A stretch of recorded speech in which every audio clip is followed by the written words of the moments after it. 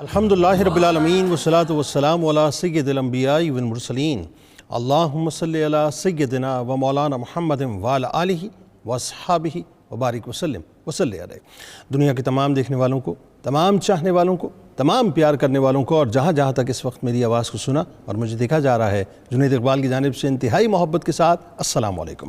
ایک بار پھر ناظرین، آپ کو پر نور صبح نور کے ساتھ میں دل کی عطا گہرائیوں سے خوش آمدید کہتا ہوں، اور آئیے بلا توقف چلیں حضرت ابو انیس محمد برکت علی علیہ رحمہ کی تالیف اسماء النبی کریم صلی اللہ علیہ وآلہ وسلم سے رسول اللہ صلی اللہ علیہ وآلہ وسلم کا ایک اسم مبارک پڑھنے اور سننے کی سعادت حاصل کرتے ہیں۔ سیدنا البر صلی اللہ علیہ وآلہ وسلم، ہمارے سردار سراپا نیکی، درود و سلام بھیجے اللہ آپ صلی اللہ علیہ وآلہ وسلم پر، آپ صلی اللہ علیہ وآلہ وسلم کے آل پاک پر اور صحابہ کرام رضوان اللہ تعالیٰ علیہم اجمعین پر۔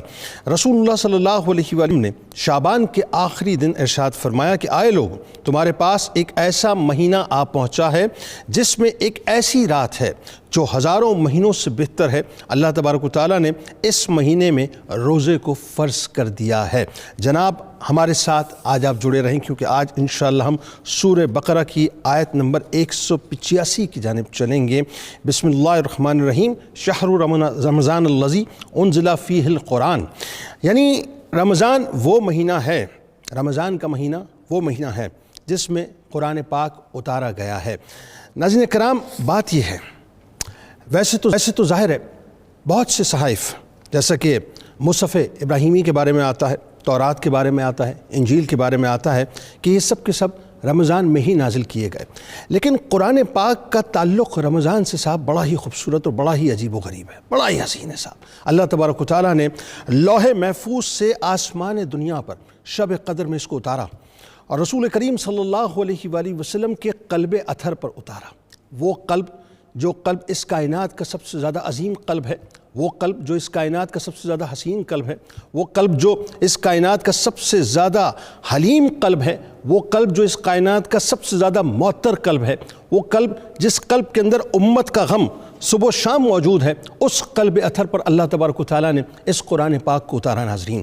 اور دیکھیے کمال کیا ہے کہ اللہ تبارک و تعالیٰ نے کیسا کرم ہم امتیوں پر کیا ہے کہ اس کرم کو میں اگر بیان کرنا شروع کروں، آپ یقین مانیے ناظرین، نہ اس کی ابتدا ہے نہ اس کی انتہا ہے، کیونکہ اللہ تبارک و تعالیٰ نے اتنا بڑا اعجاز امت محمد صلی اللہ علیہ وآلہ وسلم کو دے دیا کہ جو قرآن پاک کو تھام لے، جو قرآن پاک کی تلاوت کر لے، اللہ تبارک و تعالیٰ رمضان کے مہینے کے اندر اس کی بخشش کر دیا کرتا ہے۔ یعنی کل بروز محشر یہ قرآن پاک اللہ کی بارگاہ میں ہمارا آپ کا، یعنی ہم تمام مسلمانوں کا سفارشی ہوگا کہ یا اللہ یہ مجھے پڑھا کرتا تھا، یہ راتوں کو جاگا کرتا تھا، یہ میرے لیے وقت نکالا کرتا تھا، اے اللہ میری سفارش اس کے لیے قبول فرما لے۔ اللہ تبارک و تعالیٰ اس کی سفارش کو، یعنی قرآن پاک کی سفارش کو ہم گناہگار امتیوں کے حق میں باقاعدہ قبول کر لے گا۔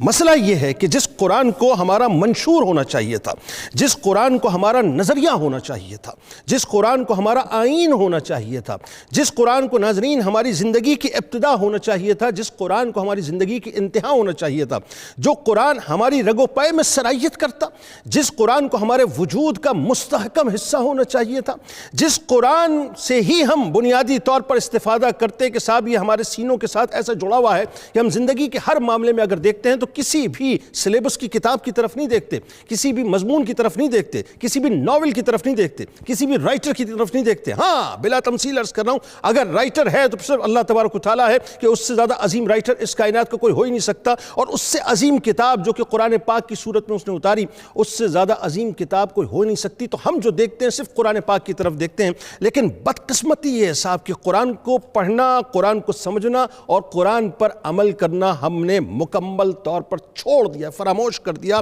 کہ وہ زمانے میں معزز تھے مسلمان ہو کر اور تم خار ہوئے تارک قرآن ہو کر۔ ناظرین کرام، رسول کریم صلی اللہ علیہ وآلہ وسلم کا انتہائی واضح اور کیٹیگوریکل فرمان ہے کہ تم میں سب سے بہتر وہ شخص ہے جو قرآن سیکھے اور اسے سکھلائے، اور سرکار علیہ السلام نے فرمایا کہ تم قرآن پڑھو اس لیے کہ قرآن قیامت کے دن اپنے پڑھنے والوں کے لیے سفارشی ہوگا۔ میں آپ کو غیر مسلموں کی کئی کوٹیشنز یہاں پر پیش کر سکتا ہوں، لیکن میں صرف ایک کوٹیشن آپ کے سامنے رکھ دیتا ہوں کہ نیپولین بوناپارٹ، آپ جانتے ہیں ناظرین کہ فرانس کا ایک ایسا نام ہے کہ جس نے فرانس کو فرانس بنا دیا، یعنی عسکری والی دنیا کا ایک بہت بڑا نام ہے، وہ کہتا ہے کہ میرا یقین ہے کہ قرآن پاک کے قوانین ہی انسانیت کے لیے سچے اصول ہیں اور نسل انسانی کی فلاح قرآن پاک کے نظام حیات میں ہے۔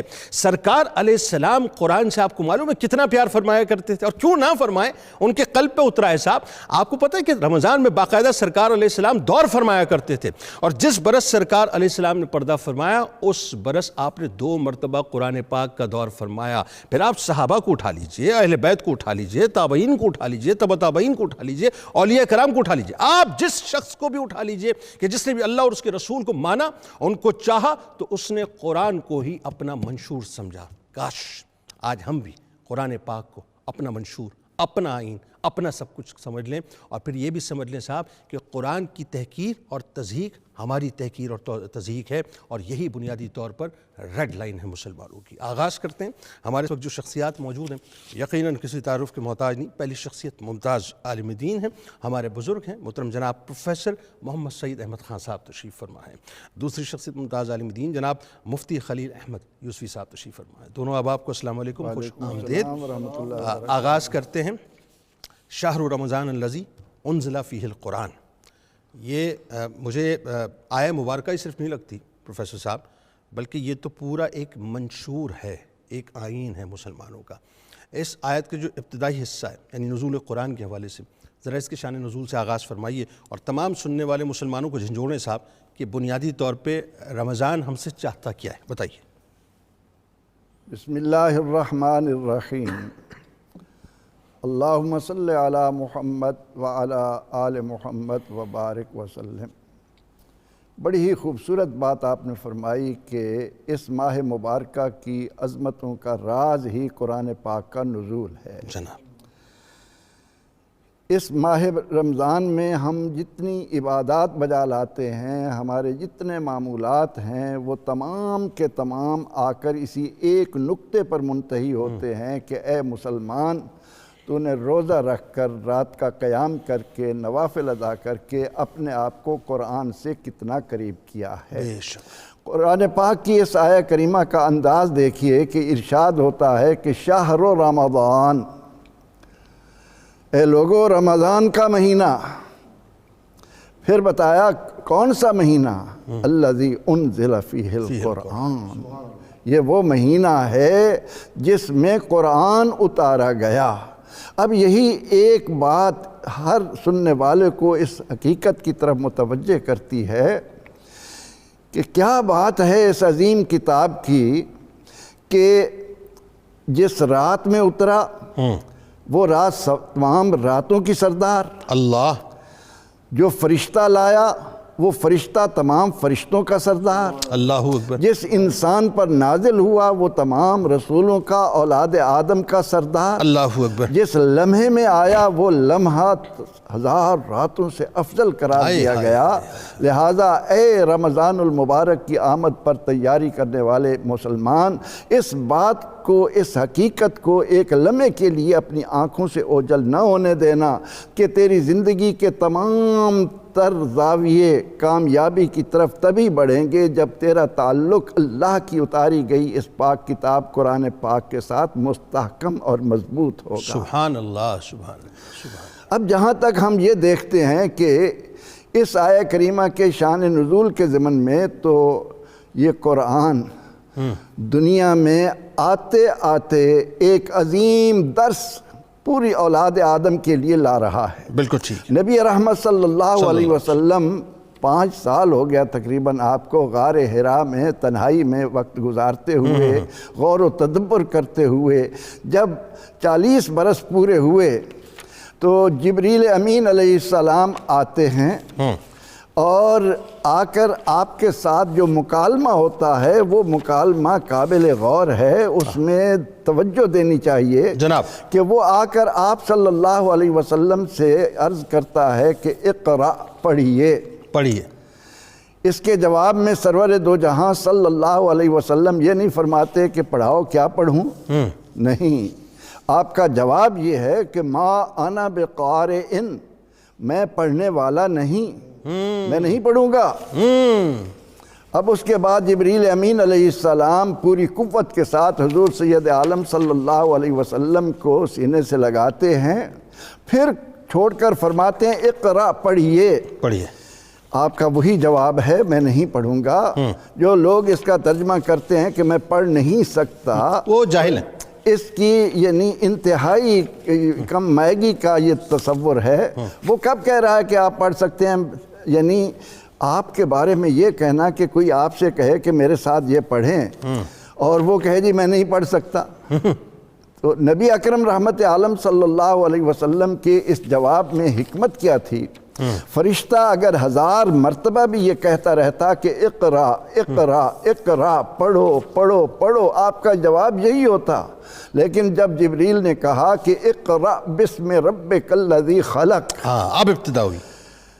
مقصد کی نشاندہی ہونے پر آپ صلی اللہ علیہ وسلم نے اس بار یہ نہیں فرمایا کہ میں نہیں پڑھ سکتا، میں نہیں پڑھوں گا، بلکہ فرمایا کہ اسی انتظار میں تو 5 سال گزار دیے۔ اللہ اکبر۔ اور اس عمل سے آپ صلی اللہ علیہ وسلم نے قیامت تک آنے والی اولاد آدم پر واضح کر دیا کہ یہ جو علم ہے، جاننا ہے، پڑھنا ہے، وہ بلا مقصد نہیں ہونا چاہیے۔ حقیقی معنوں میں پڑھنا وہی ہے جو انسان کو اس کے پیدا کرنے والے کا سراغ دے، اللہ انسان کے تعلق کو اس اب سورہ العلق کی ابتدائی آیات دیکھیں کہ اس میں فرمایا کیا جا رہا ہے کہ اقرأ بسم ربک الذی خلق، اس رب کے نام سے پڑھیے جس نے یہ سارا کارخانہ قدرت بنایا ہے، اللہ، جس جس نے انسان کو جمے ہوئے خون سے یہ ماں کے رحم میں اتنی شاندار شکل دے کر بھیجا ہے۔ یہ قرآن پاک کا اعجاز ہے کہ اس نے نازل ہوتے ہی اپنی منزل کا تعین کر دیا ہے کہ اے اولاد آدم، جب تک تو میرے ساتھ منسلک ہو کر، میرے اندر غوطہ زن ہو کر، میرے ساتھ اپنے تعلق کو مضبوط بنا کر اپنے پیدا کرنے والے سے تعلق پیدا نہیں کرے گا، تیرے لیے یہ کائنات میں آنا بیکار ہے۔ تو جو قرآن دنیا میں آتے ہی بنی نوع انسان کو اس بات کی تعلیم دے رہا ہو کہ اپنے پیدا کرنے والے کو پہچان، اپنے پیدا کرنے والے کے ساتھ اپنے تعلق کو مضبوط کر، اس کی عظمت کو، اس کی کبریائی کو، یہی وجہ ہے کہ جب یہ ماہ مبارکہ آتا ہے تو ہم اس کی راتوں میں ایک تسبیح تراویح کا ورد کرتے ہیں، اور ان الفاظ میں اگر آپ غور کریں تو وہ کیا ہیں؟ سبحان ذی الملک والملکوت، اللہ، سبحان ذی العزت والعظمت والہیبت والقدرت والکبریاء والجبروت۔ یہ وہ صفات ہیں کہ جب انسان ان کو اپنے دل و دماغ میں مضبوط کرتا ہے تو اس کے وجود پر جب رب تعالیٰ کی عظمت اور قدرت طاری ہوتی ہے، پھر اس کے اندر انسانیت جاگتی ہے، وہ اپنے آپ کو مانتا ہے۔ اس لیے یہ ماہ مبارکہ آ کر ابتدا سے ہی یہ کہہ رہا ہے کہ میں یہ عظمتیں لے کر آ رہا ہوں، لہٰذا تو اپنے نفس پر قابو پا کر اپنی خواہشات کو کنٹرول کر کے میرے ساتھ اپنے تعلق کو مضبوط بنا۔ میں ہی وہ ہوں کہ لو انزلنا ھذا القرآن علی جبل لرأیتہ خاشعا متصدعا من خشیۃ اللہ۔ وہ کتاب آ رہی ہے جس کی بنا پر تو نے اپنے اندر اللہ کی خشیت پیدا کرنی ہے اور اپنے آپ کو حب رسول کا محور بنانا ہے۔ کیا خوبصورت، کیا رچاؤ سے آپ نے تمہید فرمائی ہے۔ مفتی صاحب، قرآن اعجاز بن گیا رمضان کے لیے۔ رمضان کا جو یوں کہیے کہ سر ورق بننا یا سرنامہ بننا یا ٹائٹل بننا یا اس کا مین انٹروڈکشن بننا یا اس کا بنیادی مقدمہ جو ہے وہ قرآن پاک بن گیا۔ کسی اور مہینے کے سر اقدس پہ جو ہے یہ تاج نہ سجا جو رمضان المبارک کے سر اقدس پہ سجا قرآن کی صورت میں۔ تو قرآن کے بغیر رمضان نہیں، رمضان کے بغیر قرآن نہیں۔ ذرا آئیے بتلائیے کیا تعلق ہے؟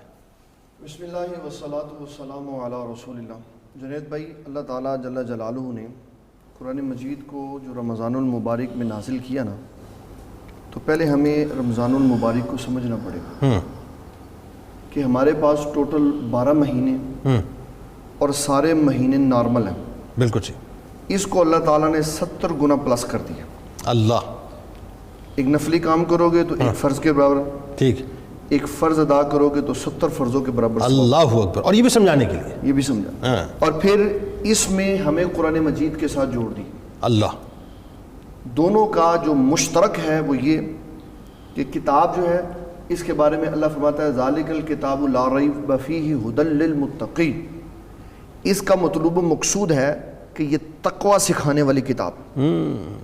اور روزہ جو ہے اللہ تعالیٰ ارشاد فرماتا ہے کتب علیکم الصیام کما کتب علی الذین من قبلکم لعلکم تتقون، کتاب بھی تقوی سکھاتی ہے اور روزہ بھی تقوی دلاتا ہے۔ یہ سملیرٹی ہے، جی، یہ اس کی مشترک شے ہے کہ دونوں کا مطلوب و مقصود تقوی ہے۔ تقوی ہے۔ جب قرآن مجید کی تلاوت ہوگی تو متقی انسان ہو جائے گا، اور جب روزہ رکھے گا تو بھی اللہ تعالیٰ تقوی عطا فرمائے۔ سبحان اللہ۔ اور پھر نبی اکرم شفیع معظم صلی اللہ تعالیٰ علیہ وسلم نے 3 ادوار کا ذکر کرتے ہوئے فرمایا، دنیا کا، برزخ کا اور حشر کے میدان کا۔ فرمایا جس نے ان دونوں کے ساتھ تعلق جوڑا، دنیا میں روزے بھی رکھے، تلاوت قرآن مجید بھی کی، یہ اس کے ساتھ دوستی ہے، یہ اس کے ساتھ محبت ہے، پیار ہے، حسن سلوک ہے۔ آپ جس کے ساتھ دنیا میں دوستی کرتے ہیں وہ وفاداری کرتا۔ بالکل ایسا، بہت کم ایسا ہوتا ہے کہ انسان کسی سے دوستی کرے اور دل سے اس کو چاہے اور آگے سے اس کو وفاداری نہ ملے، بہت کم ہے۔ بالکل ٹھیک۔ لیکن کبھی ایسا ہو سکتا ہے کہ آگے سے وفاداری نہ ملے، یہ بھی لیکن یہاں نہیں ہے ایسا کہ جس نے وفاداری کی روزے کے ساتھ، جس نے تلاوت قرآن مجید کو اللہ تعالیٰ اور اس کے رسول کی رضا کے لیے کی، بنیادی شرط یہ ہے روزہ بھی ریاکاری کے لیے نہ ہو، تلاوت قرآن مجید بھی ریاکاری کے لیے نہ ہو۔ امام بخاری نے حدیث لکھی، رسول اللہ صلی اللہ علیہ وسلم ارشاد فرماتے جو قاری اس لیے قاری ہوا کہ میرا نام بڑا ہو تاکہ میں قاری کہلاؤں، تو اللہ تعالیٰ کی بارگاہ میں تلاوت قرآن مجید کا کوئی ثواب نہیں ہے اس کے، بلکہ وہ تو بخاری کی حدیث پاک بھی ہے نا کہ 3 افراد کو جو کھینچ گھسیٹ دیا جائے۔ اس میں قاری ہے، شہید ہے، سخی ہے۔ تو جو بیسک شے ہے وہ ہے اللہ تعالیٰ اور اس کے رسول صلی اللہ علیہ وسلم کی رضا۔ تو جب انسان نے دنیا میں روزے کے ساتھ وفاداری کی، قرآن مجید کو پڑھا، تو رسول اللہ صلی اللہ علیہ وسلم ارشاد فرماتے، ابن قیم الجوزی نے لکھا اس کو کتاب الروح کے اندر کہ جب یہ قبر میں جائے گا تو اس کے سرہانے قرآن شریف کھڑا ہوگا، اللہ، اس کے سرہانے کھڑا ہوگا، اور جب منکر نکیر آئیں گے تو یہ درمیان میں آ جائے گا اور سوال کرے گا کہ فرشتے پوچھیں گے قرآن مجید تم کدھر آئے ہو؟ تو یہ پوچھے گا تم کدھر آئے ہو؟ وہ کہیں گے ہم حساب لینے آئے، کہے گا میں بچانے کے لیے آیا۔ اللہ اکبر، یہ میرا پڑھنے والا تھا، میرا پڑھنے، یہ وفاداری ہے کہ آپ نے اس کے ساتھ وفاداری کی تو یہ وفاداری کرے گا۔ اور نبی صلی اللہ تعالیٰ علیہ وسلم نے کتنے خوبصورت پیراہن میں یہ بات سمجھائی ہے۔ فرمایا جس نے تلاوت قرآن مجید کی، اس کو پڑھا، جب یہ فوت ہو کے قبر میں جائے گا تو قرآن مجید روحانی صورت میں اس کے کفن کے اندر چلا جائے گا، اللہ، اور پھر قبر میں جاتے ساتھ ہی نورانی صورت میں باہر آئے گا۔ اللہ، اور یہ ناظرین کے لیے ہے کیونکہ رمضان میں تبدیلی ہوتی ہے زندگیوں میں اور لوگ اسلام اور دین کی طرف آتے ہیں۔ قرآن مجید قبر میں روشنی کرے گا، اللہ، روشنی کرے گا۔ اللہ، اور ابن قیم الجوزی نے لکھا کہ ابھی روح نہیں آئی ہوگی جسم میں تو گھٹنے پہ کوئی ایسے دستک دے گا تو میت اس کے اندر روح واپس لٹائی جائے گی اور وہ پوچھے گا یہ کون بندہ بیٹھا ہوا میرے پاس؟ تو کہا ایک اس کے دائیں گھٹنے پہ بیٹھا ہوگا، ایک پاؤں کی طرف ہوگا، ایک بائیں گھٹنے میں، اور ایک سر کی طرف۔ پوچھا جائے گا کون ہے؟ کہا میں ادھر نماز ہوں، ادھر صدقہ ہوں، ادھر روزہ ہوں، ادھر تلاوت قرآن مجید کا، اور ان کے چہروں سے نور نکل رہا ہوگا اور قبر منور ہوگی۔ سبحان اللہ۔ اگر قبر منور کرنی ہے تو نماز تہجد اور قرآن مجید کی تلاوت کو لازم کرنا۔ یعنی قرآن پاک بنیادی طور پر آپ کا اصل ایسٹ ہے جو آپ کے ساتھ جائے گا نا، جو آپ کا پروٹیکٹر ہے۔ ہمارے ہاں جنید بھائی جو ثواب کا کانسیپٹ ہے نا وہ ختم ہو گیا، یہ ثواب ہے اور یہ سب سے بڑی کرنسی ہے جو روح نکلنے کے بعد چلنی، بالکل ٹھیک ہے، اس کی طرف توجہ کرنی کہ جو ہم اپنے لیے پڑھ رہے ہیں وہ ہمارے لیے آخرت کا اثاثہ ہے اور آخرت کے لیے سٹور ہو رہا۔ پھر نبی صلی اللہ تعالیٰ علیہ وسلم نے ارشاد فرمایا کہ قیامت کا دن ہوگا جب حساب و کتاب ہوگا تو قرآن مجید سامنے آ جائے گا اور کہے گا مولا میں نے اس کو راتوں کو سونے نہیں دیا، روزہ کہے گا میں نے حلال چیزوں سے اس کو روکے رکھا۔ اب ہم یہ اللہ تعالیٰ کی بارگاہ میں عرض کرتے ہیں کہ ہماری سفارش اس کے حق میں قبول کی جائے، اور رسول اللہ صلی اللہ علیہ وسلم ارشاد فرماتے ہیں جب سفارش قبول کی جائے گی تو اللہ تعالیٰ قرآن مجید اور رمضان کی وجہ سے بخشش فرما۔ اچھا ایک بات دیکھیں آپ کہ مصحف ابراہیمی کی ہم بات کریں یا ہم تورات انجیل کی بات کریں، اللہ تعالیٰ نے رمضان کا مہینہ خاص طور پہ چنا، اور بدرجہ اولا قرآن پاک کے لیے جب ہم اس شب قدر کی بات کرتے ہیں تو لوح محفوظ سے آسمان دنیا پہ اس کو اتارا گیا، پھر ظاہر گریجولی جو ہے پھر یہ رسول کریم صلی اللہ علیہ وآلہ وسلم کے قلب اطہر پہ نازل ہوتا رہا۔ قرآن کے لیے رمضان کا چننا ہی کیوں؟ یہ بھی تو ایک سوال بنتا ہے نا، ذرا یہ بھی تو بتائیے۔ اس میں جنید بھائی سب سے بڑی حکمت یہ ہے کہ یہ اللہ تعالیٰ کے قرب کا 11 مہینوں میں سے سب سے اہم ترین مہینہ ہے، اور اس میں اللہ تعالیٰ کا قرب، جس کو قرب الہی کہتے ہیں، وہ اس میں ملتا ہے۔ سبحان اللہ۔ اور اس میں رمضان المبارک کو قرآن مجید کے حوالے سے جو قرب بندے کے لیے نا، وہ میں آپ کو عرض کروں گا۔ جناب نیکی کریں گے تو ثواب جنت ملے گی، بالکل ٹھیک ہے۔ لیکن اگر آپ قرآن مجید کے ساتھ تعلق جوڑیں گے تو اللہ تبارک و تعالیٰ اپنی بارگاہ میں کھڑا کر کے قرآن سنے گا۔ اللہ اکبر۔ اور رسول اللہ صلی اللہ علیہ وسلم نے روزے کے بارے میں فرمایا کہ اللہ تعالیٰ جل جلالہ نے جو نعمت اس کے رکھنے پہ فرمایا الصوم لی وانا اجزی بھی، نماز کے بدلے میں جنت ہے، روزے کے بدلے میں اللہ فرماتا ہے میں ہوں، میں ہوں، قرآن ختم والے ہو کے لیے گیا، بھی میں ہوں، ختم قرآن والے اب اس کے بعد کیا رہے گی؟ تو یہ ایک دونوں کا ایک خوبصورت تعلق ہے جو اسلام نے ہمیں سمجھایا ہے۔ بالکل ٹھیک۔ اچھا اب پروفیسر صاحب یہ بڑا خوبصورت مفتی صاحب نے گفتگو فرمائی، اس میں جو ایک بڑی خاص بات ہے کہ اس پورے، اگر ہم یوں کہیے کہ اللہ کے دیے ہوئے نظام کو اور رسول کریم صلی اللہ علیہ وآلہ وسلم کی سنت مبارکہ سے جو ہمیں پورا ایک اسٹرکچر ملتا ہے، جس کے اندر قرآن جو ہے وہ ٹاپ آف دا لائن ہے، اس کی بیسک پریورٹی ہے۔ ہم دیکھتے ہیں صاحب کہ جب ہم اسلاف کی حیات پاک دیکھتے ہیں تو قرآن پاک بدرجہ اولیٰ ان کی حیات پاک میں ان کے وجود کا نہیں، ان کی روح کا حصہ نظر آتا ہے۔ چاہے ہم اہل بیت اطہار کی بات کریں، چاہے ہم صحابہ کرام رضوان اللہ تعالیٰ علیہ مجمعین کی بات کریں، چاہے ہم تابعین کی بات کریں، تابعین کی بات کریں، اولیاء کرام کی بات کریں، ایون جو علماء حق، یعنی جس نے یہ سمجھ لیا کہ قرآن ہی میری ابتدا اور انتہا ہے، اس نے قرآن ہی کو تھام لیا۔ تو ذرا اسلاف کے بارے میں بتائیے کس لیول کی عقیدت تھی، کیونکہ آج ہمارا معاملہ عقیدتوں سے تو بہت، مطلب عقیدت اس حد تک تو ہے کہ سر پہ رکھتے ہیں ہم، لیکن وہ جو زندگی میں شامل کرنا نظر نہیں آتا۔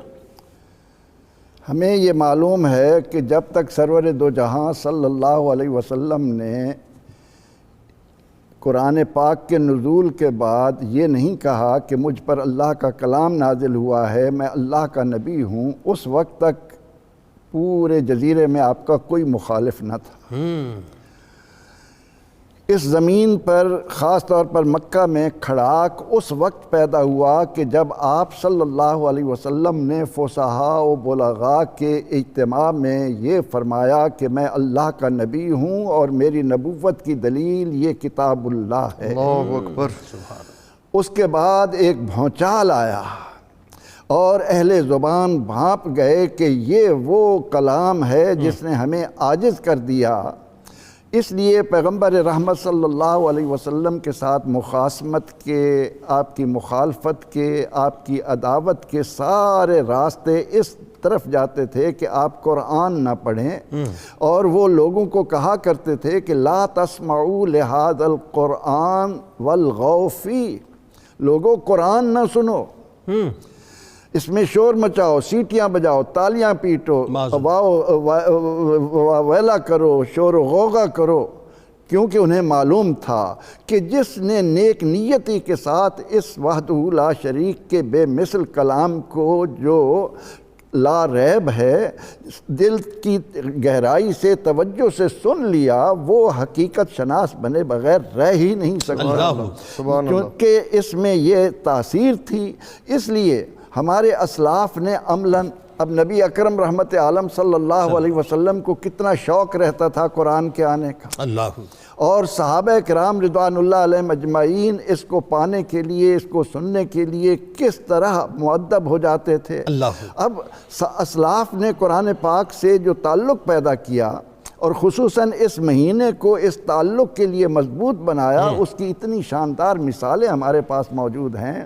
سیدنا عثمان ذو النورین رضی اللہ عنہ، وہ رمضان کی ہر رکعت میں قرآن پاک پورا پڑھتے تھے۔ سبحان اللہ، سبحان اللہ، سبحان اللہ، سبحان اللہ، ایک ایک رکعت میں پورا قرآن تلاوت فرماتے تھے۔ اللہ اکبر، اللہ۔ علماء نے لکھا کہ سیدنا علی مرتضیٰ کرم اللہ وجہہ کو قرآن سے اتنا گہرا شغف تھا کہ آپ روزانہ 8 قرآن پاک رمضان میں دن میں ختم کرتے تھے۔ اللہ اللہ، ایک تو آپ کی کرامت ہے، سواری پر سوار ہوتے ہوئے پا برکاب ہوتے قرآن پڑھ، یہ عقل سے ماورا ہے۔ لیکن دنیا کو بتانے کے لیے کہ اس کتاب کو جس نے تمہاری قسمت بدلی ہے، جس نے تمہیں دنیا کی اقوام کا امام بنانا ہے، جس نے تمہارے اندر وہ جرأت اور ہمت پیدا کرنی ہے کہ باطل تمہارے سامنے ٹھہر نہ سکے، اس کو تم نے غلاف کی زینت بنا دیا۔ ایسا ہی اس کو یہ مقدس سمجھ لیا کہ کوئی فوت ہوگا تو اس کو ایصال ثواب کے لیے ہم اس کو پڑھ لیں گے۔ کیا یہ کتاب اس لیے آئی ہے کہ اس کو ریشمی غلافوں میں لپیٹو کہ اوپر رکھ دو جی، اس کی طرف پیٹھ نہ ہونے پائے؟ ہم کن کاموں میں پڑ گئے؟ جو کتاب انقلاب کی کتاب بن کر آئی تھی، جس نے عملاً دنیا کے اندر ایک شاندار اور مثبت انقلاب دنیا کو دکھایا، ہمیں اس تاریخ سے چونکہ دور کر دیا گیا، اس لیے ہم قرآن پاک کے ساتھ وہ تعلق پیدا نہ کر سکے۔ علماء لکھتے ہیں کہ حضرت قتادہ رضی اللہ عنہ رمضان میں 3 راتوں میں ایک ختم کرتے، سبحان اللہ، اور آخری عشرہ جب آتا تو ہر رات میں پورا قرآن پاک ختم کرتے۔ اللہ اکبر، اللہ اکبر۔ یہ بات تو ہم عام طلباء کو سمجھاتے ہیں کہ سیدنا امام اعظم ابو حنیفہ رحمۃ اللہ علیہ رمضان المبارک میں 63 قرآن پاک ختم کرتے ہیں۔ 63 ایک رات میں، ایک دن میں، اور ایک 3 راتوں میں رمضان میں۔ اچھا، اور ایک اور بات، قطع کلام کی معذرت، امام مالک علیہ رحمہ کے بارے میں آپ دیکھیے کہ وہ درس و تدریس کا سلسلہ اپنا روک دیا کرتے ہیں، میں وہی عرض کرنے لگا، صرف قرآن پاک جو ہے اس کو لے کے چلتے ہیں۔ یہ امام شافعی رحمۃ اللہ علیہ ہوں، امام مالک ہوں، امام ابو حنیفہ رحمۃ اللہ علیہ ہوں، جب رمضان المبارک آتا تو وہ فتویٰ نویسی طلباء کو پڑھانا ایک طرف رکھ دیتے، ان کی پوری توجہ یہ ہوتی کہ لوگوں کو اس حقیقت کی طرف متوجہ کیا جائے کہ یہ قرآن پاک جو اللہ تعالیٰ نے تجھے انمول نعمت سے نوازا ہے، اس کے ساتھ اپنے تعلق کو مضبوط بنا۔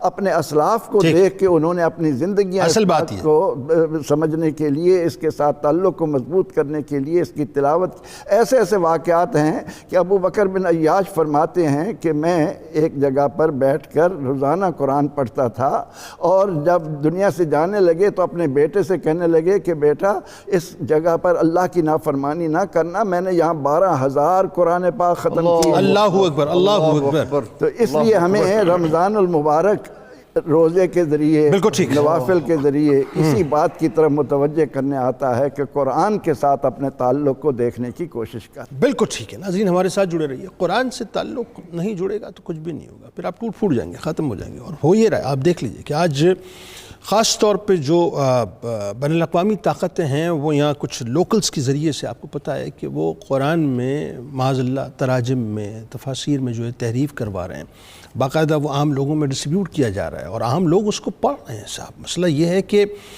جو ایک سب سے بڑا پرابلم جو میں سمجھتا ہوں وہ یہ ہے کہ چونکہ ہم نے اپنا پرسنل تعلق قرآن کے ساتھ اس طرح سے جوڑا نہیں، اپنے بچوں کو قرآن اس طرح سے پڑھایا نہیں، تو ہمارے ہاتھوں میں جو ہے پھر ظاہر اس طرح کی تفاسیر اور اس طرح کے جو تراجمے وہ نظر آئیں گے۔ درود پاک سرکار کی بارگاہ میں پیش کیجئے، لوٹ کر آپ کو بتائیں گے کہ تلاوت کلام پاک کے آداب کیا ہیں۔ اور یہ آج آپ نے بہت ضروری ہے سننا، اس لیے کہ اگر آپ یہ سمجھ گئے کہ تلاوت کے آداب کیا ہیں تو پھر آپ دیکھیے کہ اس کا ایک لطف ہی کچھ اور ہوگا۔ درود پاک پیش کیجئے، اور لوٹ کے انشاءاللہ میں ذرا ماہر القادری صاحب نے جو ہے ایک نوحہ پڑھا ہے اس حوالے سے، وہ بھی ذرا میں آپ کے سامنے پیش کروں گا۔ درود پاک۔ جناب ایک بار پھر میں آپ کو خوش آمدید کہتا ہوں، اور آج ناظرین سورہ بقرہ کی 185ویں آیت میں ہم بات کر رہے ہیں، یعنی رمضان کا مہینہ وہ ہے جس میں قرآن اتارا گیا۔ افسوس اس بات کا ہے کہ آج ہم نے قرآن سے اپنے تعلق کو بہت کمزور کر دیا ہے، اور اس بات کا شکوہ ماہر القادری صاحب نے کن الفاظ میں کیا ہے اور کس انداز سے کیا ہے، کاش کے بات ہمیں سمجھ آ جائے کہ وہ کہتے ہیں کہ طاقوں میں سجایا جاتا ہوں، آنکھوں سے لگایا جاتا ہوں، تعویذ بنایا جاتا ہوں، دھو دھو کے پلایا جاتا ہوں، جزدان حریر و ریشم کے اور پھول ستارے چاندی کے، پھر عطر کی بارش ہوتی ہے، خوشبو میں بسایا جاتا ہوں، جیسے کسی طوطا و مینا کو، جیسے کسی طوطا و مینا کو کچھ بول سکھائے جاتے ہیں، اس طرح پڑھایا جاتا ہوں، اس طرح سکھایا جاتا ہوں۔ جب قول و قسم لینے کے لیے تکرار کی نوبت آتی ہے، پھر میری ضرورت پڑتی ہے، ہاتھوں پہ اٹھایا جاتا ہوں۔ دل سوز سے خالی رہتے ہیں، آنکھیں ہیں کہ نم ہوتی نہیں، کہنے کو ایک ایک جلسے میں پڑھ پڑھ کے سنایا جاتا ہوں۔ نیکی پہ بدی کا غلبہ ہے، سچائی سے بڑھ کر دھوکہ ہے، ایک بار ہنسایا جاتا ہوں، 100 بار رلایا جاتا ہوں۔ یہ میری عقیدت کے دعوے، یہ میری عقیدت کے دعوے قانون پہ راضی غیروں کے یوں بھی مجھے رسوا کرتے ہیں، ایسے بھی ستایا جاتا ہوں، کس بزم میں میرا ذکر نہیں، کس عرس میں میری دھوم نہیں، پھر بھی میں اکیلا رہتا ہوں، مجھ سا بھی کوئی مظلوم نہیں، مجھ سا بھی کوئی مظلوم نہیں۔ واقعی آج واقعتاً ہم نے قرآن پاک کو مظلوم کر دیا۔ پروفیسر صاحب، اب ذرا ظاہر اس سلسلے کو آگے بڑھاتے ہوئے مفتی صاحب یہ بتائیے، جو بڑی بنیادی بات کہ ہے کہ آج ہم جب قرآن پاک پڑھ رہے ہوتے ہیں، بہت سے لوگوں کے مخارج صحیح نہیں، تجوید کے بڑے مسائل ہیں، یعنی کہ تلاوت کے جو ایک ڈیکورمز ہیں، جو آداب ہیں، ہم اس کا بھی خیال نہیں رکھتے۔ کس طرح سے ملحوظ رکھنا چاہیے، ذرا مثالوں کے ساتھ لوگوں کو سمجھائیے۔ جنید بھائی، قرآن مجید ہماری رہنمائی کر رہا ہے۔ سورۃ الواقعہ کی آیت نمبر 79 میں اللہ تعالیٰ ارشاد فرماتا ہے لا یمسہ الا المطہرون۔ اس کے ترجمے میں سب سے پہلے صدائی کرنے کی ضرورت ہے جناب۔ اگر یہ ترجمہ کیا جائے گا اور یہ کوئی ترجمہ کرے گا تو یہ چیلنج ہے کہ اس کو نہیں چھوئے گا مگر پاک، یہ چیلنج ہے، اور یہ اللہ تعالیٰ کی ذات اقدس پر ہے۔ کوئی بھی چھو سکتا ہے، تو کہا اس کا تو معنی ہی نہیں صحیح، تو اس کا معنی ہوگا مت چھوؤ مگر پاک ہو کے، یہ ادب ہے۔ اللہ تعالیٰ نے اس کے آداب سکھائے کہ بے وضو آدمی اور جس کے اوپر غسل کی ضرورت ہے وہ نہ پڑھ سکتا ہے، نہ چھو سکتا ہے، اور بے وضو اس کو پکڑ نہیں سکتا۔ اور جب آپ نے تلاوت قرآن مجید کرنا ہے تو باوضو ہو کے ایسے ماحول میں تلاوت کرنی ہے جس میں خشوع و خضوع ہے۔ اس کے آداب کو، پروٹوکول کو ساتھ رکھنا ہے۔ نبی صلی اللہ علیہ وسلم نے دونوں طبقات کا خیال رکھا ہے، جو قراء ہیں ان کا بھی، اور جو ابھی مبتدی ہیں، ابتدا کر رہے ہیں، سیکھ رہے ہیں، ان کا بھی، کیونکہ رمضان المبارک میں بہت سارے ایسے لوگ قرآن شریف کی طرف آتے ہیں جن کو قرآن مجید کی ورڈنگ صحیح ادا نہیں ہوتی، ان کے لیے بھی پیکیج ہے۔ رسول اللہ صلی اللہ علیہ وسلم نے فرمایا ایک ایک لفظ پہ اللہ تعالیٰ، ایک ایک حرف پہ اللہ تعالیٰ 10 نیکیاں عطا فرماتا ہے، اور جو تجوید و قرات کے تلفظات کی ادائیگی اور مخارج کی پختگی کے ساتھ ادا کرے گا، رسول اللہ صلی اللہ علیہ وسلم نے فرمایا اس کو 1 گنا ثواب ملے گا۔ اللہ۔ اور جو قرآن مجید کی محبت میں اس کو پڑھتا ہے لیکن پڑھا نہیں جاتا، اٹک جاتا ہے اور پھر دوبارہ پیچھے سے آگے پڑھتا ہے، تو فرمایا اللہ تعالیٰ اس کو دگنا ثواب عطا فرمائے۔ اچھا، اس کو دگنا ثواب؟ دگنا۔ یہ جو حکم ہے نا کہ قرآن مجید کو صحیح جو نہیں پڑھے گا اس کو سزا ہوگی، یہ ان کے لیے ہے جو جان بوجھ کے ایسا کرتے ہیں۔ جو ٹریننگ لے رہا ہے، جو سیکھ رہا ہے، وہ اٹک کے پڑھے گا تو اس کے لیے یہ کام گناہ کا سبب نہیں ہے بلکہ ثواب کا سبب، بلکہ وہ تو چاہتا ہے کہ میں اچھا پڑھوں۔ اچھا، ایک اور بات جو بڑی اہم ہے اس میں، جو ابتدا میں آپ نے کہی کہ آداب میں اور پروٹوکولز میں یہ شامل ہے کہ باوضو ہو کے قرآن پاک کو چھوا جائے، بے وضو ہو کے نہ چھوا جائے۔ اب ہمارے چونکہ اب ظاہر ہے بہت سی چیزوں میں جو ہے اب ہم چلے گئے ہیں صاحب اپنے گیجٹس کی طرف، تو نارملی ہوتا یہ ہے کہ اب بہت کم لوگ، مطلب ظاہر ہے یقیناً اہتمام تو اپنی جگہ ہوتا ہے، لیکن بہت سے لوگوں کو دیکھا گیا ہے، میں اس طرح سے سوال کو فلوٹ کروں کہ جو کہ اپنا موبائل فون ہاتھ میں لیتے ہیں، اپنا ٹیبلٹ ہاتھ میں لیتے ہیں، اور کہیں بھی آفس میں بیٹھے ہوئے قرآن پاک پڑھنا شروع کر دیتے ہیں، ٹھیک ہے جی۔ اس میں آئی ڈونٹ نو مطلب وہ وضو سے ہوتے ہیں نہیں ہوتے، لیکن آداب کیا کہتے ہیں کہ آداب کیا ہیں، اس کو کیسے ملحوظ رکھا ہے؟ یہ کیونکہ ناظرین دیکھ رہے ہیں اور بہت اہم مسئلہ ہے، اور یہ پوری مسلم ورلڈ میں چل رہا۔ یہ جو موبائل ہے اس کے اوپر میں نے قرآن مجید کھولا اس لیے ہے تاکہ اس کو زوم کر کے دکھایا جائے کہ اگر میں اس کے اوپر ہاتھ لگا رہا ہوں نا تو میں قرآن مجید کے ورڈنگ کے اوپر نہیں ہاتھ لگا رہا، اوکے، لفظوں کے اور میری فنگر کے درمیان میں ایک مرر ہے، میں اس لیے اس کو ہاتھ لگا سکتا ہوں، بے وضو بھی، بے وضو لگا سکتا ہوں، اس کے اوپر وہ شرعی حکم نہیں آتا۔ اوکے، جو مصحف پاک کا حکم ہے وہ علیحدہ ہے، اگر اس پہ قرآن مجید لکھا ہوا ہے تو وہ ورڈنگ ہے، اس کے اوپر اگر میں ہاتھ لگاؤں تو یہ میرے لیے جائز نہیں ہے۔ اچھا، موبائل میں اگر کوئی شخص قرآن شریف پڑھتا ہے تو لفظوں اور اس کے انگلی کے درمیان میں وہ سکرین حائل ہے، لہٰذا اس کو وہاں ٹچ کر کے پڑھنے کی قطعی طور پر اجازت ہے، اس میں کوئی شرعی طور پہ ممانعت نہیں۔ لیکن پروٹوکول ادب علیحدہ چیز ہے، یہ جائز اور ناجائز کی بات ہو رہی، ٹھیک ہے۔ اگر جو بے وضو قرآن شریف ہاتھ لگا کے پڑھے گا وہ حرام کا مرتکب، ٹھیک ہے، لیکن یہاں وہ حرمت نہیں ہے۔ لیکن یہاں کیا بے وضو ہو کے پڑھ سکتا ہے؟ دیکھیں جنید بھائی، وضو تو مومن کا ہتھیار ہے، ٹھیک ہے، جو کام وضو کر کے کیا جائے گا اللہ تعالیٰ اس میں دوسرے کام کی نسبت برکت پیدا فرمائے گا، لیکن یہ لوگوں کی سہولت کے لیے ہے، اگر کوئی قرآن شریف موبائل پہ اس طرح پڑھے گا تو اس کے لیے اس میں قطعی طور پہ ممانعت والی بات نہیں، آداب کے اگرچہ خلاف ہے۔ اچھا، مختصراً ذرا سا کچھ تجوید کے حوالے سے اور مختصراً میں اس میں ایک کلیہ بتا دیں۔ جی، میں اس میں ایک چیز جو ماحولیاتی اعتبار سے ہے وہ ضرور ڈسکس کرنا چاہوں گا۔ ہمارے ہاں قرآن مجید کی تلاوت کے لیے ماحول نہیں دیکھا جاتا. جہاں بیٹھے ہوئے ہیں وہاں ڈیک لگا لیا تلاوت میں، وہاں آواز اونچی کر لی، گاڑی میں لگا لیا. یہ سارے آداب تلاوت کے رولز نہیں ہیں. ٹھیک ہے. صرف ایک جگہ جہاں حفظ کی کلاس لگی ہوئی ہے وہاں تمام بچوں کے مشترکہ طور پہ بلند آواز سے قرآن پڑھنے کی ممانعت نہیں ہے، کیونکہ وہ سبق یاد کر رہے ہیں. اس کے علاوہ ایک بندہ اگر قرآن شریف بلند آواز سے پڑھے گا تو باقیوں کا سننا اس کے لیے فرض ہو جائے گا. لہٰذا مجلس کا اعتبار کرتے ہوئے آہستہ آواز سے پڑھیں گے.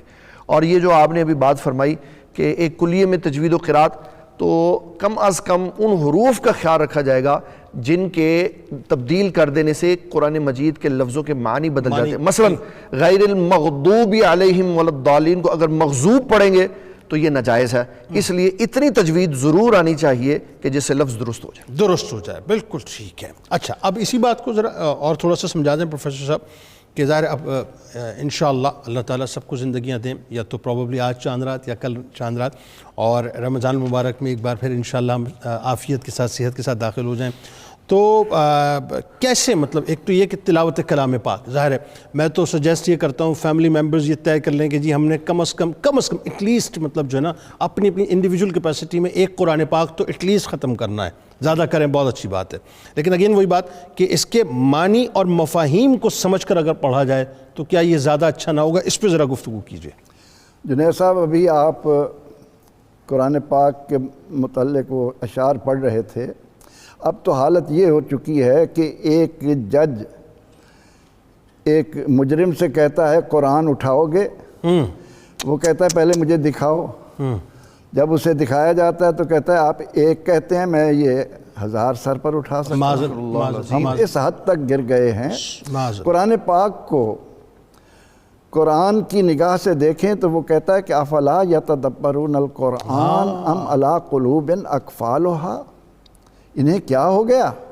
یہ قرآن میں غور و فکر کیوں نہیں کرتے؟ کیا ان کے دلوں پر کفر پڑ چکے ہیں، تالے پڑ چکے ہیں؟ قرآن کہتا ہے کہ وقال الرسول یا رب ان قوم اتخذوا ھذا القرآن مہجورا. اللہ اکبر. پیغمبر رحمت صلی اللہ علیہ وسلم اللہ کی بارگاہ میں یہ شکوہ فرمائیں گے کہ میری قوم نے اس قرآن کو چھوڑ دیا تھا، اس سے دور ہو گئے تھے. اللہ اکبر. اب یہ قرآن پاک جو ہماری رہنمائی کے لیے، ہمیں انسانیت کی راہیں دکھانے کے لیے آیا ہے، ہمیں اپنے مقاصد کی طرف لے جانے والا ہے، اس کے لیے رسول اکرم رحمت عالم صلی اللہ علیہ وسلم تو اس کی ایک ایک آیت میں اللہ کا نبی جن کی زبان میں نازل ہوا ہے، کتنا وقت. حضرت ابو ذر غفاری رضی اللہ عنہ فرماتے ہیں کہ ایک دن سید عالم صلی اللہ علیہ وسلم نے قرآن پاک کی ایک آیت کو بار بار پڑھتے ہوئے پوری رات گزار. اللہ اللہ اللہ. وہ آیت کیا ہے؟ وَإِن تُعَذِّبْهُمْ فَإِنَّهُمْ عِبَادُكَ وَإِن تَغْفِرْ لَهُمْ فَإِنَّكَ أَنْتَ الْعَزِيزُ الْحَكِيمُ. کیا خوبصورت ہے. اس کے ترجمہ بھی بتائیے لوگوں کو. کہ آپ صلی اللہ علیہ وسلم کے سامنے جب جبریل امین علیہ السلام یہ آیت لائے کہ ان تعذبہم فإنہم عبادک، اے اللہ اگر تو اپنے اس مخلوق کو عذاب دے گا تو یہ تیرے بندے ہیں. یقیناً تو رحمان و رحیم ہے، تیری رحمت وسیع ہے، اور اگر تو انہیں بخش دے گا تو عزیز ہے، غالب ہے، حکمت والا ہے. اللہ اکبر. حضرت عبداللہ بن عباس رضی اللہ عنہ فرماتے ہیں کہ ہم میں سے جب کوئی ساتھی 10 آیات پڑھ لیتا، وہ جب تک ان کو پوری طرح غور و فکر کر کے سمجھ نہ لیتا اس سے پھر آگے بڑھنے کی کوشش نہ کرتا، سمجھ کر. اور اس حقیقت کو ہم جان سکتے ہیں بڑی عام سی مثال کے ذریعے. ایک مریض ہے اور اس کی بڑی پیچیدہ بیماری ہے، اس کے ہاتھ میں آپ طب کی کتاب دے دیں جس میں اس کا حل لکھا ہے. اب وہ اس کتاب کو لے کر بیٹھ جائے اور پڑھتا رہے اور اس کے بعد وہ کہے کہ جی میں نے تو پوری کتاب پڑھ دی، مجھے شفا کیوں نہیں ملی؟ بالکل ٹھیک. تو آپ کیا کہیں گے کہ تمہیں تو پاگل خانے میں ہونا چاہیے، تمہارے دماغ کا علاج ہونا چاہیے. وہ تو نسخہ لکھا ہے، اس کو عملاً ہم نے لینا ہے، اس پر عمل کرنا ہے. بالکل ٹھیک ہے. آج ہماری حالت یہ ہے کہ اگر ہمارا کوئی دوست ہمیں کسی ایسی زبان میں خط بھیج دے جو ہم نہیں جانتے، ہم اس وقت تک چین سے نہیں بیٹھتے جب تک اس کو ٹرانسلیٹ نہ کروا، سمجھانے والا ہمیں سمجھائے نہیں. بالکل ٹھیک ہے. تو اس لیے ابن قیم نے کہا کہ جو قرآن میں غور و فکر نہیں کرتے وہ اندھے ہیں، وہ بہرے ہیں. بالکل ٹھیک. تو آج اس کا بڑا شاندار موقع ہے، آج بہار ایمان کا آغاز ہے. اگر قرآن پاک سنانے والا ایک رکعت میں دو گانے میں اس نے جو آیات سنائی ہیں، ان میں سے کسی ایک آیہ کریمہ کا انتخاب کر کے کھڑے ہو کر ایک لمحے کے لیے کہے کہ اے دوستو ہم نے اس دگانے میں یہ اتنی آیات پڑھی ہیں، ان میں یہ آیہ کریمہ آپ کو یہ پیغام دے رہی ہے. بالکل ٹھیک ہے. تو اس طرح سے ایک ایک آیت کا ایک ایک لمحے میں جواب پا کر بھی انسان کو بہت کچھ مل سکتا ہے. لیکن یہ قرآن پاک کے ساتھ ہم انتہائی بے پرواہی کا مظاہرہ کر رہے ہیں کہ اسے پڑھنے کو ثواب سمجھتے ہیں اور سمجھنے کو اور اس پر عمل کرنے کو ہم نے بھلا دیا ہے. اس کی وجہ سے ساری خرابی انتہاؤں پر ہے نا. یعنی پڑھنے کو بھی ہم صرف ثواب ہی سمجھ رہے ہیں اور کچھ نہیں سمجھ رہے. کچھ لوگوں نے تو اٹھا کے صرف وہی باتیں تاکوں میں جو ہے بند کر کے رکھا ہوا ہے، ان کو توفیق رمضان میں بھی نہیں ہوتی ہے. لیکن اگین وہی بات کہ اس رمضان کم از کم یہ عہد کرنا چاہیے کہ ہم نے جتنا کلام پاک پڑھنا ہے، جتنا پڑھنا ہے، کوشش کر کے اس کے معنی اور مفاہیم کو سمجھتے ہوئے پڑھنا ہے، تاکہ ہم سے اللہ تبارک و تعالیٰ کیا کلام کر رہا ہے ہمیں یہ تو معلوم ہونا چاہیے نا ایٹ لیسٹ.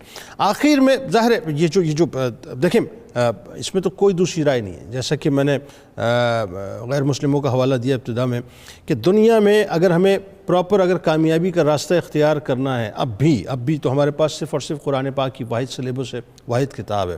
اس سے بہتر کوئی کتاب ہو نہیں سکتی. تو ایک تو یہ کہ دنیا میں اور آخرت میں کیا کیا برکتیں اس کی ہیں، اس پہ ذرا کھل کے بات کیجیے. جنید بھائی ایک بات کی میں مزید وضاحت چاہوں گا کیونکہ وہ آیت پڑھی گئی ان تعذبہم فإنہم عبادک، یہ اصل میں حضرت عیسیٰ علیہ السلام کا ذکر ہے. امام مسلم نے لکھا جب ان تعذبہم فإنہم عبادک کی آیت اتری، حضرت جبرائیل علیہ السلام لے کے آئے، تو یہ عیسیٰ علیہ السلام کا اپنی امت کے بارے میں ہے کہ یا اللہ تو ان کو عذاب دے تو تیرے بندے ہیں، نہ دے تو مہربانی فرما دے. فمن تبعنی فإنہ منی ومن عصانی، اور ساتھ یہ بھی آیت اتری کہ ابراہیم علیہ السلام نے کہا یا اللہ جس نے میری اتباع کی وہ میرا ہے، جو گناہ گار ہے وہ تیرا. تو نبی صلی اللہ علیہ وسلم زاروں کی تار ہوئے. تو حضرت جبرائیل علیہ السلام کو اللہ نے بھیجا کہ جاؤ پوچھو میرے حبیب آپ کیوں رو رہے ہیں. تو نبی صلی اللہ علیہ وسلم نے فرمایا انبیاء نے نیک اپنے پاس رکھ لیے، گناہ گار اللہ کی بارگاہ میں چھوڑ دیے. تو اللہ تعالیٰ نے فرمایا حبیب آپ کیا چاہتے ہیں؟ تو نبی صلی اللہ علیہ وسلم نے فرمایا یا اللہ جو نیک ہے وہ تیرے، جو گناہ گار وہ میرے. اللہ. تو اصل میں اس آیت کے پیچھے یہ سارا واقعہ موجود تھا. تین باتیں دنیا میں، ویسے تو بہت ساری ہیں، تین باتیں میں یہاں بتانا چاہتا ہوں کہ جو تلاوت قرآن مجید کرتا ہے اس کا قرآن سننے کے لیے فرشتے آ جاتے ہیں دنیا میں. اس کے لیے امام بخاری نے اسید بن حدیر کا واقعہ لکھا ہے کہ انہوں نے تلاوت کی تو فرشتے ان کی تلاوت سننے کے لیے آ گئے. اور نبی صلی اللہ علیہ وسلم نے فرمایا اسید بن حدیر رضی اللہ تعالیٰ عنہ اگر آپ صبح تک تلاوت قرآن مجید فرماتے رہتے تو آپ کے علاقے کے لوگ فرشتوں کی زیارت کر لیتے. سبحان اللہ. یہ تلاوت کا سب سے پہلا. دوسری بات رسول اللہ صلی اللہ علیہ وسلم نے فرمایا جس گھر میں تلاوت قرآن مجید ہوتی ہے اللہ اس گھر میں شیطان کو داخل نہیں ہونے دیتا. یہ ہمارے گھروں کے اندر تلاوت کا ہونا ہمارے گھروں کو شیطان کے دخل اندازی سے پاک کرنے کا سب سے بڑا ذریعہ ہے. پھر تیسری بات حضرت علی المرتضیٰ رضی اللہ تعالیٰ عنہ فرماتے ہیں نبی صلی اللہ علیہ وسلم نے فرمایا ایک طرف قرآن مجید کی 3 آیات ہوں اور دوسری طرف 3 اونٹنیاں ہوں جو اونٹ پیدا کرنے والی ہوں تو اللہ کی بارگاہ میں ثواب، عزت و وقار آخرت کے مقابلے میں وہ 3 اونٹنیاں ایک طرف کم ہیں، 3 آیات کا ثواب زیادہ ہے. اللہ. اور جب آخرت کی بات آئے گی تو اس میں علامہ اسماعیل حقی رحمۃ اللہ تعالیٰ علیہ کی ایک بات سنانی بڑی ضروری سمجھتا ہوں جس میں ایمان والوں کا جذبہ بلند ہوتا ہے قرآن مجید کے بعد. ایک تو ہم نے یہ سنا کہ آخرت میں اللہ تعالیٰ قاری قرآن کو، اس میں حافظ قرآن کی خصوصیت نہیں ہے، یہ ذہن میں رکھیے گا. ہم سمجھتے ہیں یہ جذبہ صرف حافظ قرآن، ہر اس بندے کے لیے یہ بات ہے جو مسلسل قرآن مجید دیکھ کے پڑھتا ہے، جس کو عشق ہے قرآن مجید سے اللہ تبارک و تعالیٰ اس کو، اور جس نے زبانی یاد کیا اس کو ایک مقام پہ کھڑا کر دے گا اور فرمائے گا قرآن پڑھتا جا اور چڑھتا جا، اور جہاں تک تو جا کے رک جائے گا وہاں سے لے کے وہاں تک ساری جنت اللہ تعالیٰ تجھے عطا فرمائے. جو اسماعیل حقی رحمۃ اللہ علیہ کی تفسیر روح البیان کی میں بات کرنا چاہتا ہوں وہ بڑی خوبصورت ہے. فرمایا جب سارے حفاظ کرام کو سارے مقام و مرتبے دے دیے جائیں گے، ایک خاص اسپیشل کیٹیگری ہوگی، تو اللہ تعالیٰ حافظ قرآن سے فرمائے گا اور میرے بندے دنیا میں تو لوگوں کو سناتا تھا، یہاں مجھے سنایا، تو میں آج رب نہ تجھے قرآن سناؤں. نبی صلی اللہ علیہ وسلم فرماتے ہیں اللہ تعالیٰ سورہ رحمان کی تلاوت فرمائے گا، اور پھر جب تلاوت ختم ہوگی پھر ایک روایت میں آیا سورہ یاسین کی تلاوت فرمائے گا. جب تلاوت ختم ہوگی تو اللہ فرمائے گا بتا کبھی ایسی تلاوت کا مزہ آیا تجھے؟ اللہ اکبر. ظاہر ہے جب رب تلاوت کرے گا تو کیا تلاوت، مطلب پھر تو ختم ہو گئی نا بات. بہت شکریہ آپ دونوں، اب آپ کا